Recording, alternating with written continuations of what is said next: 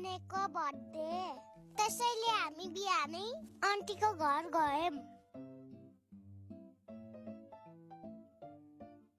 ढोका खोलेर भित्र गएको त बुने खेलिरहेकी रहेछ त्यसपछि सबैजना बर्थडेको तयारी गर्न थाले मम्मीले तरकारी पकाइरहनु भएको बेला बाहिर पानी परिरहेको थियो सबै खानेकुरा रेडी भएपछि हामीले बुनेको बर्थडे मनाउन थाल्यौं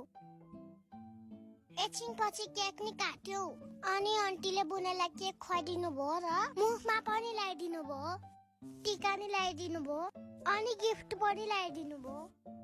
अनि बाबाले बुनेको मामा र माइजूले मम्मीले सचिना दिदीले र सचिन दादाले पनि टिकी लगाइदिनु भयो बुने खेलिरही मम्मीले खाना पस्किनु जेल हामीले केक खायौं बुने चाहिँ नाच्न थाली मैले केक र खाना खाएपछि मुख चुटे